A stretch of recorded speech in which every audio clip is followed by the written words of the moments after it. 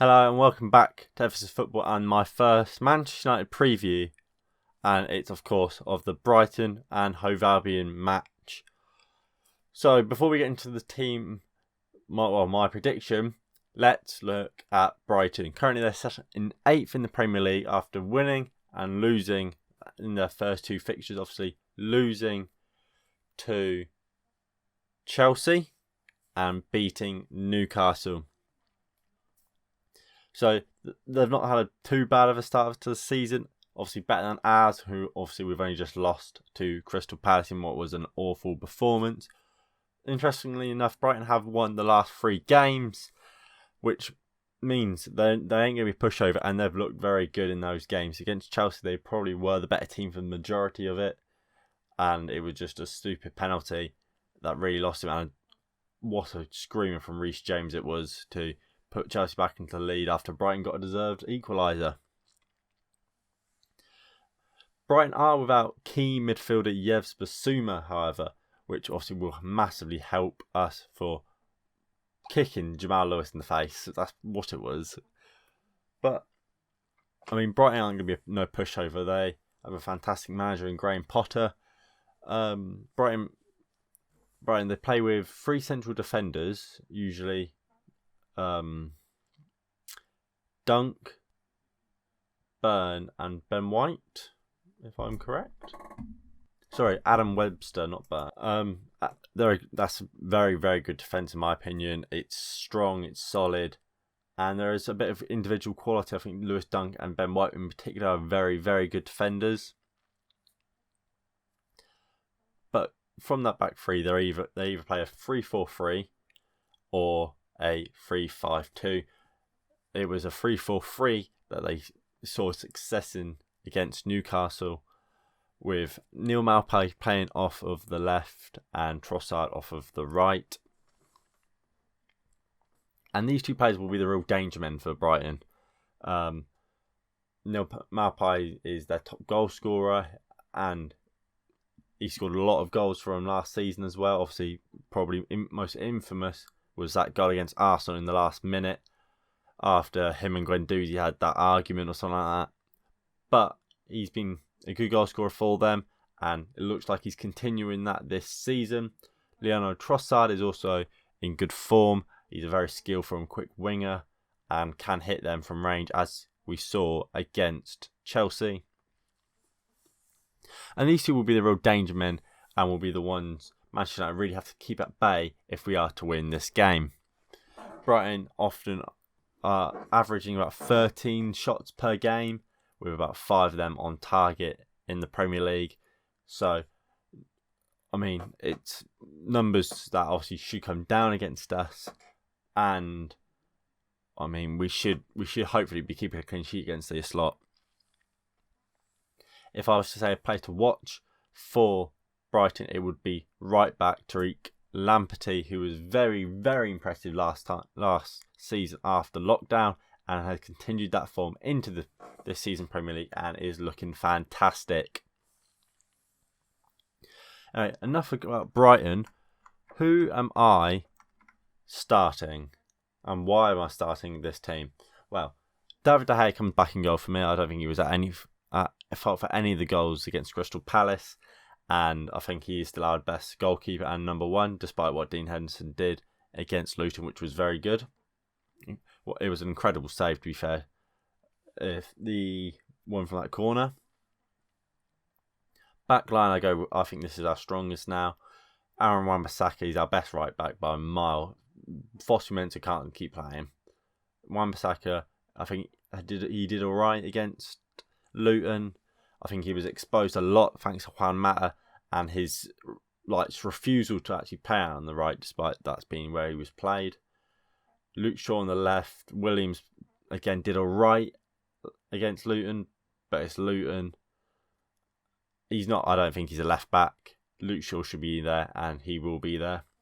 Now, this is where my controversial pick has come in.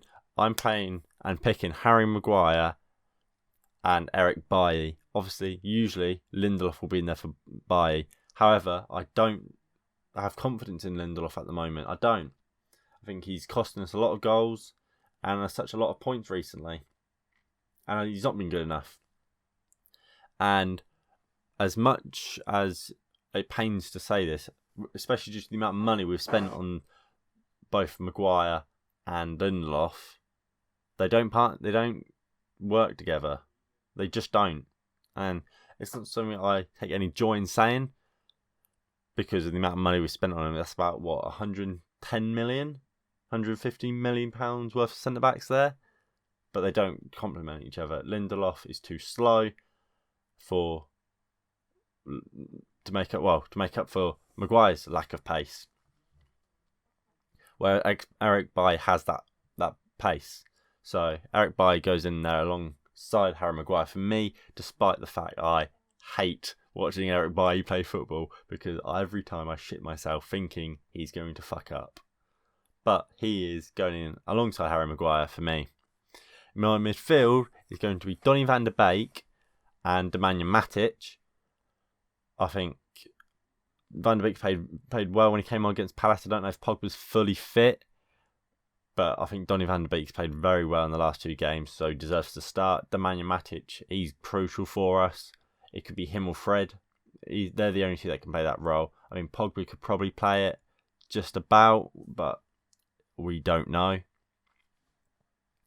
But I would go with Nemanja Matic. His clean sheet record is a joke especially compared to him being in the team and without. It's like chalk and cheese.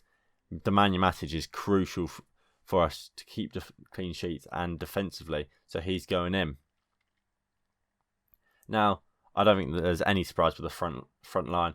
We're going Bruno Fernandes, Mason Greenwood, Marcus Rashford and Anthony Martial, our best front line, and there's no complaints there from anyone, I'm sure.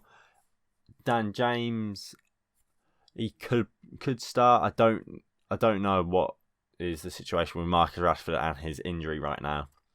If Rashford isn't fully fit, I would say start James, because I don't like the idea of keep playing Marcus Rashford when he's injured, because that's what's happened to Harry Kane. That's what happened to Wayne Rooney, happened to Michael Owen. They got rushed back from injuries and their career gets cut short, and you see them fade before they should. And obviously we haven't seen that quite yet with Harry Kane, but I don't think he's quite the player he was 2 years ago, although he is looking like he might be getting back to there. And then obviously we got Anthony Martial up top. He's our best striker and he's pretty much our only striker. Alden Ighalo is awful, and I've said this for absolutely months. He is awful and he ain't good enough for Manchester United. I don't know why we ever signed him from China. If he wasn't a Manchester United fan, would he be here? Absolutely not. And that says it all for us.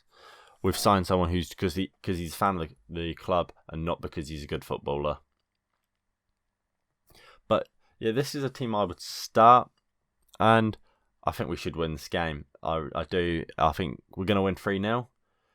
And I think if questions has to be asked of Ole Gunnar Solskjaer if we don't win it, to be honest. I like Ole Gunnar Solskjaer. I'm not an Ollie out guy, but at the same time, I wouldn't say I'm Ollie in. I would say I'm neutral. I feel like, is Ole Gunnar Solskjaer a world-class manager? I don't think he is, but nothing's going to change if he goes, is it? If he goes and we get Poch, we've still got the same board in charge, the Glazer's still here, Ed Woodward's still here, so when it's not going to fix anything. The only way this club will get back to winning ways and winning Premier Leagues is if there is major change, and that doesn't look like it's going to happen anytime soon. But yeah, this team's plenty good enough to beat Brighton. It's going to be a difficult game. It's not going to be a walkover like a lot of people will probably be expecting when they're here. Oh, we're playing Brighton. But we should win this game. Like I said, I'm going 3-0. And before we end the show, we'll just have a quick talk about the transfers. Obviously, Jadon Sancho, apparently Manchester United are preparing a bid for £90 million. That's 75 million up front, and 15 million in add-ons. Is that going to go through? No, it's not. It's a waste of time. Dortmund told us what we want, so pay it up, Ed.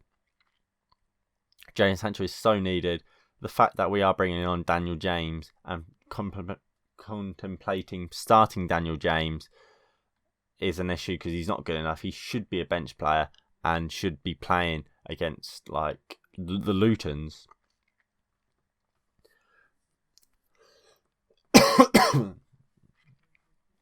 And at left back, we've got Alex Telles, who the deal seemed to have gone a bit quiet today. But do I think it's going to happen? Yes, I feel like the deal will still happen, and we will sign both Jadon Sancho and Alex Telles, and I hope we do because we desperately need a left back option and we desperately need a right wing. And the beauty of both of them is that they're exactly what we need. Telles is an attacking fullback which complements Rashford so well because it allows Rashford to sit inside a bit more because he has that bombing fullback which Williams can't do because he's right-footed. And Jadon Sancho is perfect for that right wing spot because it then allows Mason Greenwood to play as that backup striker, so Gallo doesn't need to play ever again. And he also, Jadon Sancho can play off the left. He can play off the right as well. He's played a bit as a cam as well, so he can play all across that front line, which is absolutely perfect for how Manchester United's front line rotate and swap in game, and that causes so much havoc for defenders because they can't then mark them. But that is all for this match preview. I hope you have enjoyed. Make sure you hit that like button below, subscribe down below if you haven't already, and check out the watch along of the game at 12 o'clock. At 12:15. Anyway, I'll see you then. Peace.